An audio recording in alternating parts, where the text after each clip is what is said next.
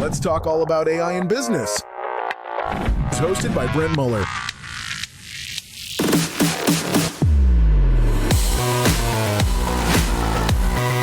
Welcome to the Future Proof Podcast.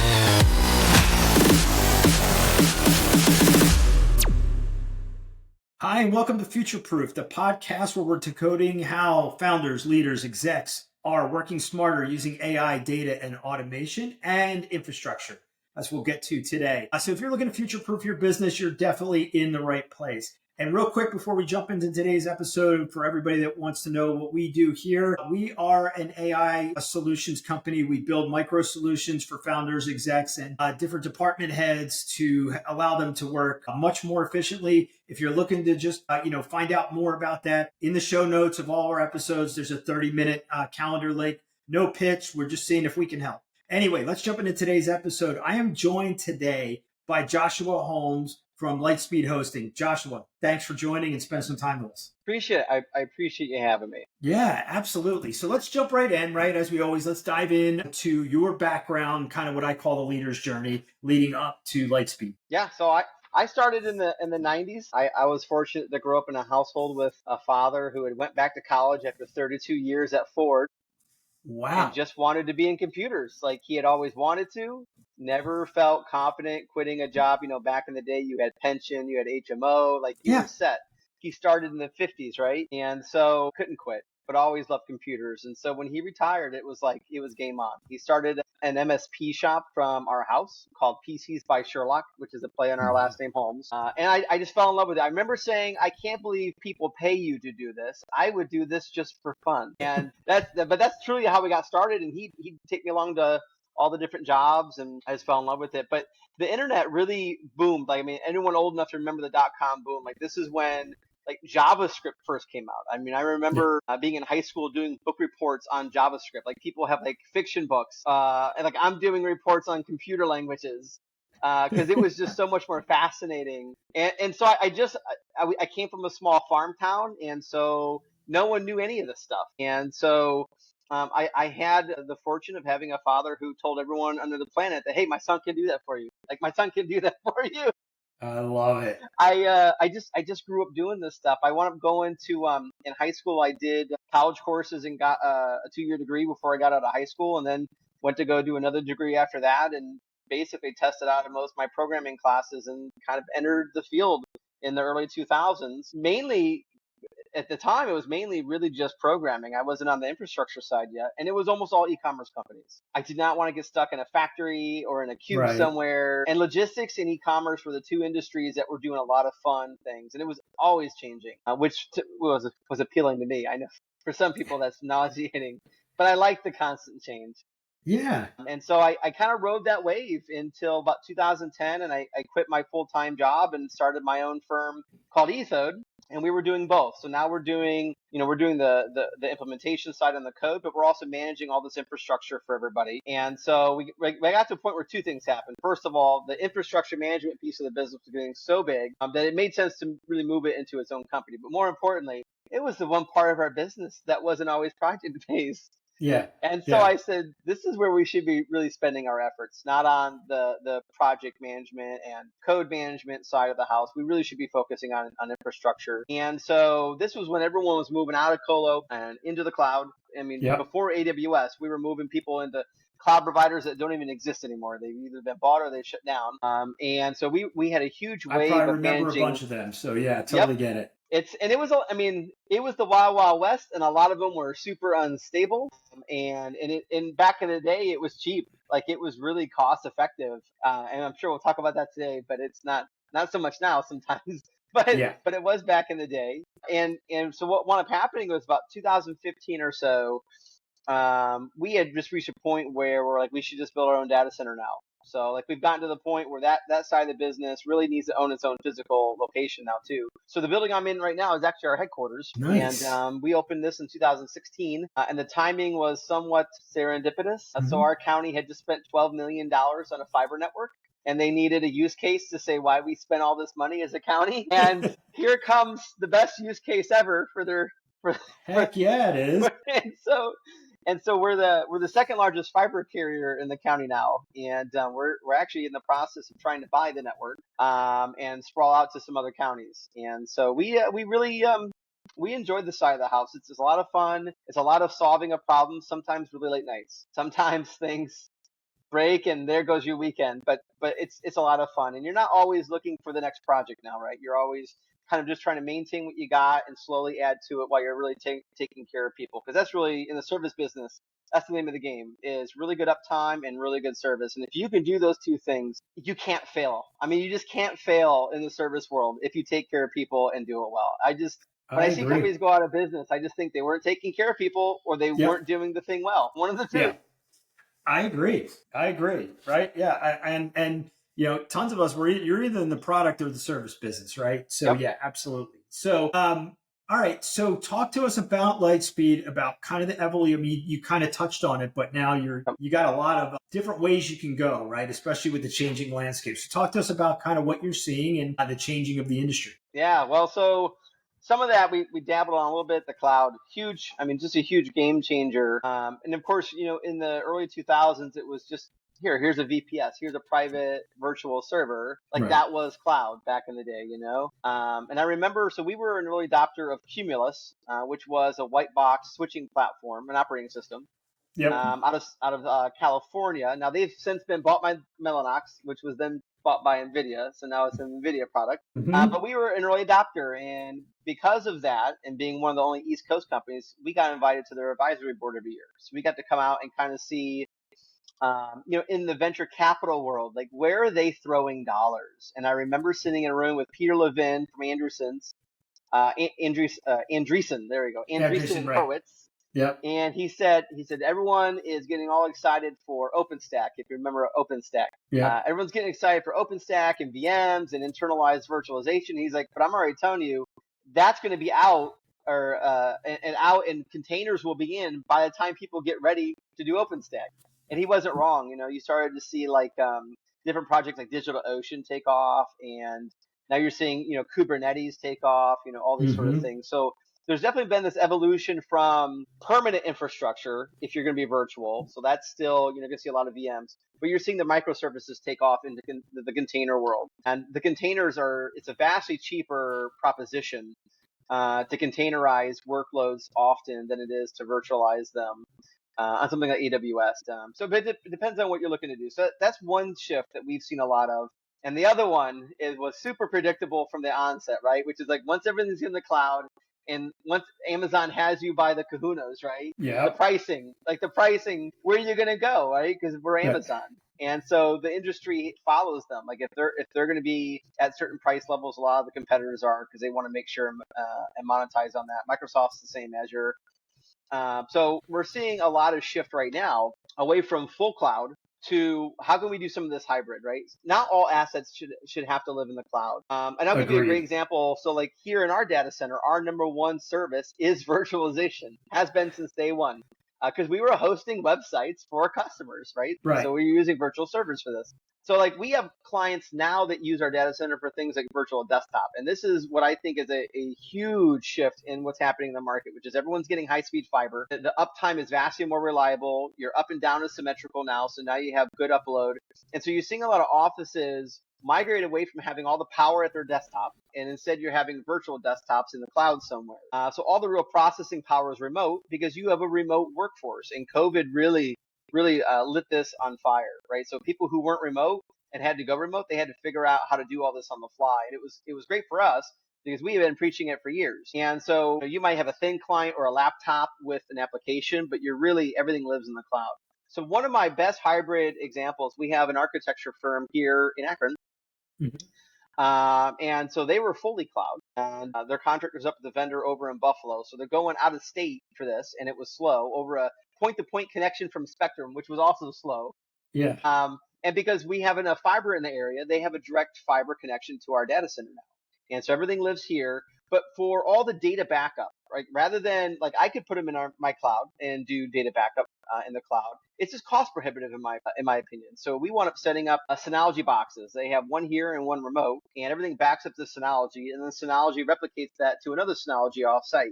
And it's wildly cheaper. I mean, it's astronomically cheaper per terabyte than if you're hosting this in even Backblaze, which is dirt cheap even. Because some people are sitting on petabytes and petabytes of data. They're not sitting on 30 gigs. Okay, well, 30 gigs, whatever. You can put that anywhere.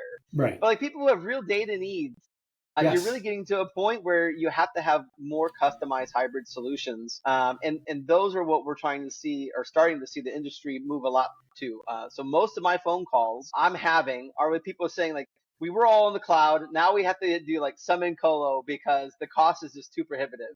And that's been the story of my life for like 3 years, is that's what we're seeing in the market. And I think that's the wise come down from the mountaintop of euphoria about cloud, and now you're like, how can we be more strategic and realistic with our approach and use all the tools that are in the bag more appropriately? Interesting. And you and I had this talk right before the podcast. We're seeing the same thing with one of my other companies, and the same thing. It's like, there's things you want to leverage the cloud for, but there's things that really just make sense in the colo or owning your own hardware scenario, right? I like the idea of the colo.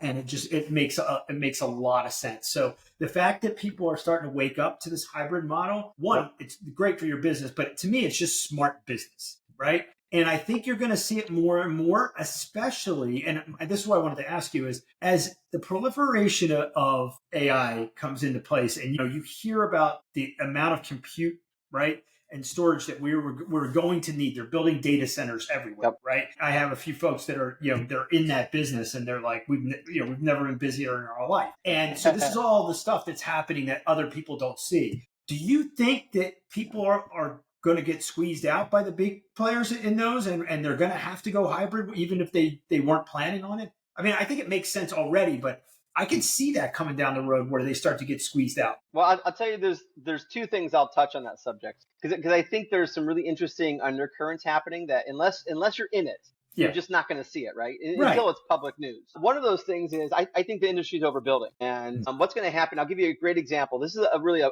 parallel example. And I didn't mention this before, but we used to have a co-location facility for miners, cryptocurrency miners. It was one of those things that we thought this could be like a tertiary. It's kind of like data center, and we can make it like not like a crappy warehouse, like where it's all dusty. Like we can make a legitimate, clean, white glove service. And we did. We built all kinds of automation software to do all kinds of fun stuff.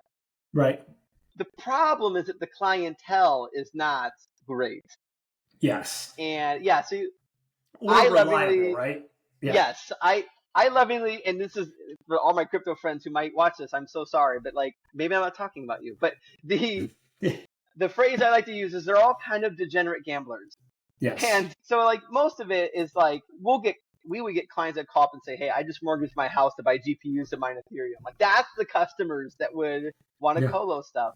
So we sold that facility, but there's something that we saw happen in the 6 years we were in that business. And that is, if you're a big player, so think of like Marathon.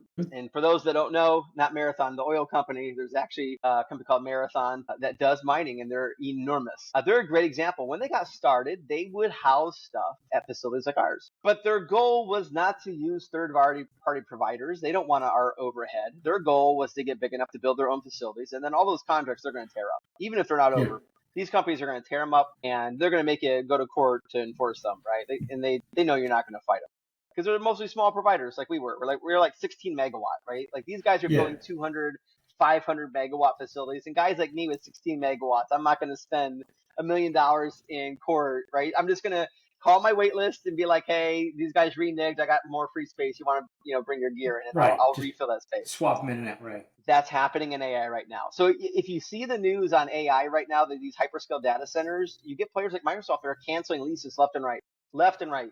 Because they can pick up people that are defaulting on theirs, right? Well, so not only can they pick up facilities that are in default, but they're also in a position where they have stuff coming online faster than they probably thought they would. And they're also in a position where if they can put it at their facility versus a third-party facility, they're going to make a lot more profit margin on it. And so I personally, and I'm not going to say any names, we're consulting on a couple different hyperscale data center build-outs right now. And I can tell you that these third parties, the ones that we've worked with, have literally less than 5 clients. And yes, but they're huge. Like in their mind, they're huge clients, right? So they're thinking, I know there's not a lot of client diversity, but we have a solid contract, and it's Microsoft or it's Oracle. It's a big name, right?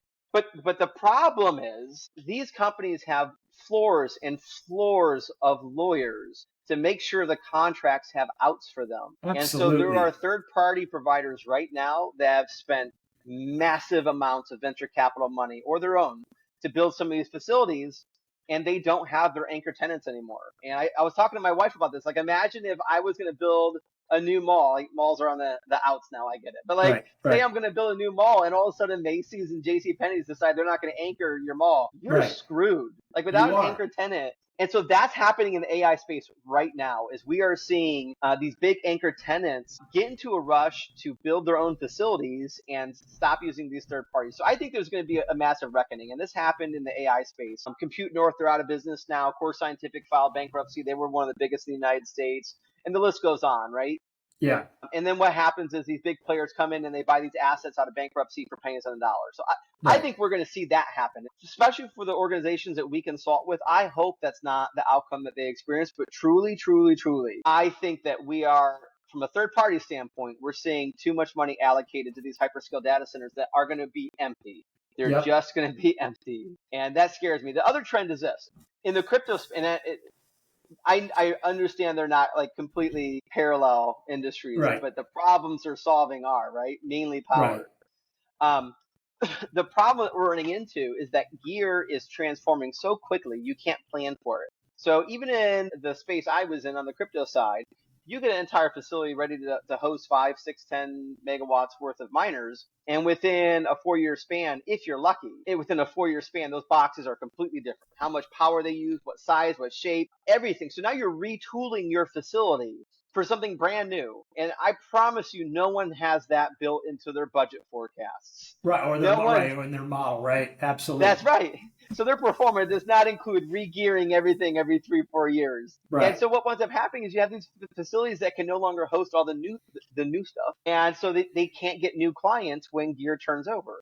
Now, I have servers in my data center here that I have clients who will literally run gear that's 15 years old still because it's enterprise. Or like some of these guys are like, I have a gaming server and like I just want it out of my house. Like, so I need a quarter rack. You know, like Right. he's going to use that server until it dies. They're not Right. And they swapping it won't out care. every 3 Right. years. Right. But this is happening in AI right now. So if you look at NVIDIA, obviously they're the leader in what sort of systems and chips are being used. Yep. I remember when a 20 kilowatt rack was huge. And it was huge because the industry in my world, the enterprise world, the industry average is like 3.5 kW per rack. So like 10, 20 kW, that's a lot of power to slap in a full rack. And then it was 50. Like 50 would be like, we'll never need more than 50. And then it was 100, right? And then March of this, you know where I'm going with this. Like so March of this year, Jensen's on stage saying, get ready for 600 kW in a rack. And I kid you not, I took a screenshot because the next newsletter I send out one newsletter a month called the Megawatt Monthly. Yeah. Is going to feature this, but Google has a 1 megawatt rack that I'm going to be featuring. And so the problem is, even if you don't have any contracts that get canceled, even if you're successful in backfilling those with small, hundreds of third parties that need that heavy load, you're still in a problem scenario in which in a couple years, whatever you're hosting now is not going to be anywhere near what you're hosting 3 years from now. And the power density will be completely different. How you cool it has to be different. Right. And so you're constantly retooling. And I don't think they'll ever get ahead. I think it's going to constantly be make some money, lose it all to retooling. Make some money, lose it all to retooling. And so the only ones getting ahead are the people building their own data centers for their own AI, and that's Microsoft, Google, XAI, Facebook. Yeah, exactly. Yeah, It's so just, that's it's horrific, but it played out just like that in crypto, and I think it's going to play like that in AI. Yeah. Yeah, and it's so funny because the parallels, right? That's on the infrastructure, and you start to see the parallels are on the same thing in the tools they're building with all this stuff, right? You think something's happening, and 3 months later, like half that stuff's obsolete, right? With the agents and all the way they're working. I will say this. So I've had several calls just in the last couple of months that went just like this, though, and I think this is really interesting.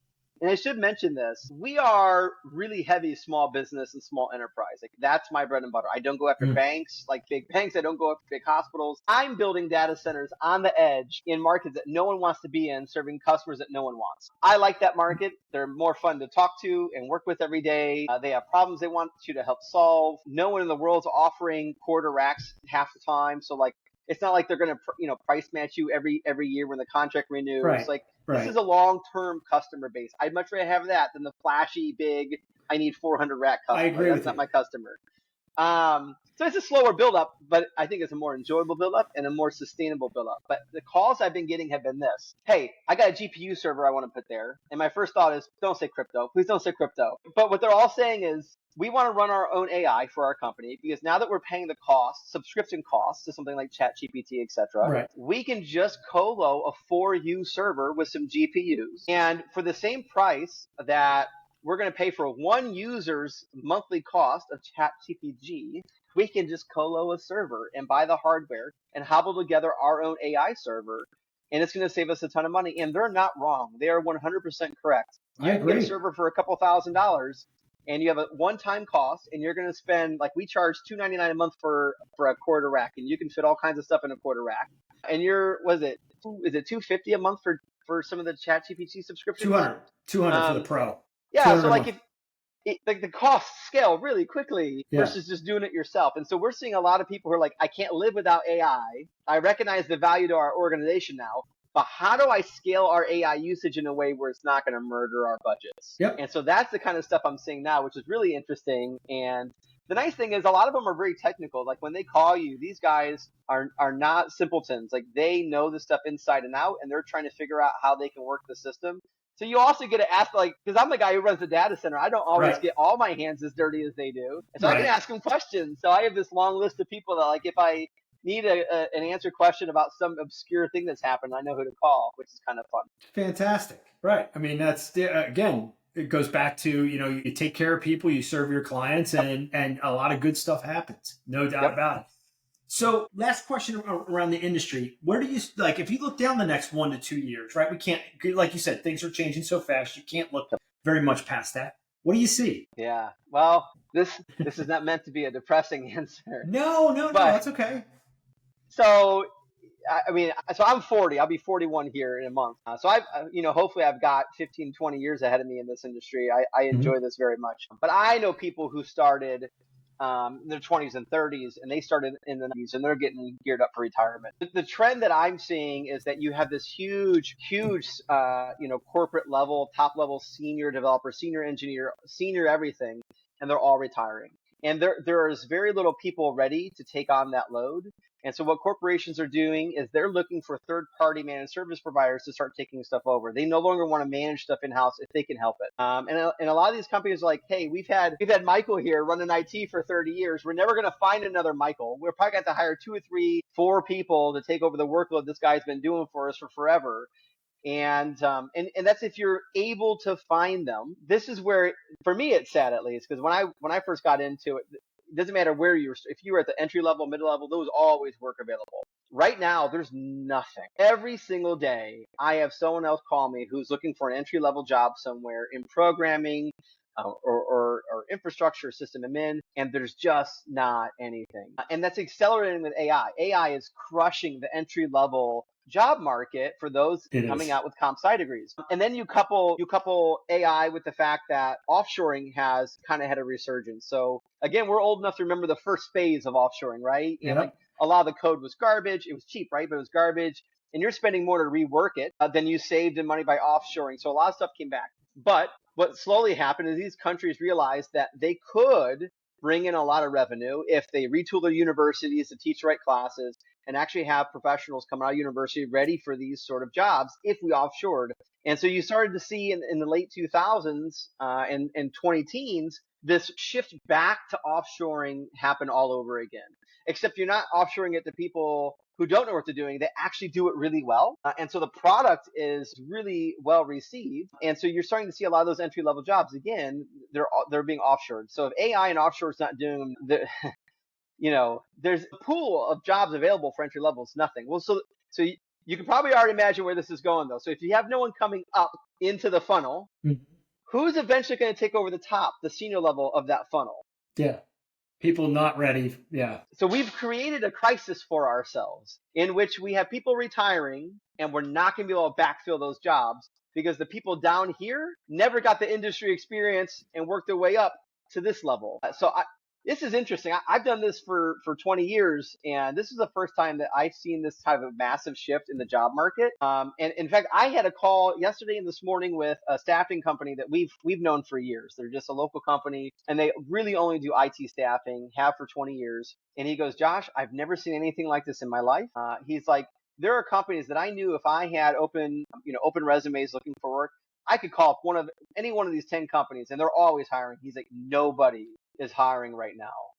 And he's like, and it's not that they are tight on budget. It's that they just don't need, they're overstaffed because now everything's being auto-generated by AI. Yeah. And so anyway, to me, sadly, I think we're really seeing the beginning of a shift in which we've over-educated people to go into this industry. They're sitting on loads of debt. And then we're going to have this big silver, my bank actually gave me this term. I'm going to reuse it. The silver tsunami, like all these senior citizens who spent their life in IT. Now they got their gray and silver hair and they're ready to retire. And they're coming in waves because think of when they all started. They all started 30-ish years ago. And so now the very first wave of very first tech entrepreneurs and tech employees are all retiring. So it's going to be a really crazy space for the next 10 years, I think. I agree. It's going to be figure out how to interesting. handle it. Yeah.